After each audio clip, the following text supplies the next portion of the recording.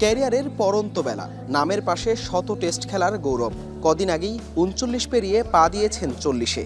যদিও মাঠের পারফরমেন্স, নিবেদন কিংবা পরিশ্রম কোনো কিছুতেই বোঝার উপায় নেই মুশফিকুর রহিমের বয়সের ভার।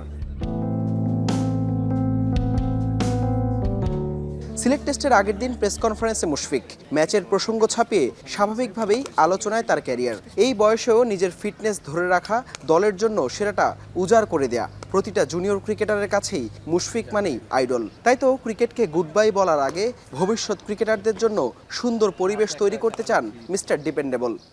একটা প্লেয়ারের জন্য, ডিসিপ্লিন লাইফ বা একটা অ্যাথলিটের জন্য নিজের ফিটনেসটা যে কত ইম্পর্টেন্ট সেটা ওরা রিয়েলাইজ করা আরও শুরু করেছে। এবং আমি প্লিজ টু সি দ্যাট যে আমি যাওয়ার আগে ইনশাল্লাহ এমন একটা এনভায়রনমেন্ট আরও একটু করে দিতে চাই, সো দ্যাট এখান থেকে যেন নেক্সট জেনারেশন যারা আসবে এটাকে যেন আরও উপরে নিয়ে যেতে।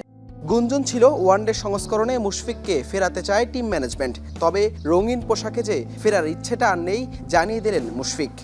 হ্যাঁ, অবভিয়াসলি আমার কাছে এসেছিল মেসেজ, বাট আমি মনে করি যে বাংলাদেশ টিম ইনশাল্লাহ এমন একটা পর্যায়ে এখন আছে এবং ইন ফিউচারেও যাবে। আমার ইনশাল্লাহ মনে করি যে এরকম সার্ভিস দরকার হবে না। সময়ের ঘড়ি বলছে ফুরিয়ে আসছে বেলা।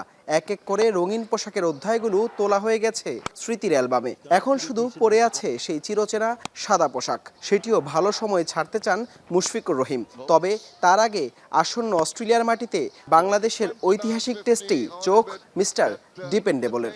মৃত্যুর আগে লাস্ট কয়েকটা দিন বেঁচে থাকার খুব ইচ্ছা, তো বেঁচে থেকে যে কয়টা মাঠে দিন কাটাতে পারে এই ইচ্ছাটাই আছে। এখন ছাড়বো বা কবে ছাড়বো এটা আসলে এখন ওইরকম করে ডিসাইড করে নাই, বাট ইনশাল্লাহ খুব ভালো সময় থাকতে ইনশাল্লাহ ছেড়ে দেবো। হাসান আল মারুফ, যমুনা স্পোর্টস, সিলেট।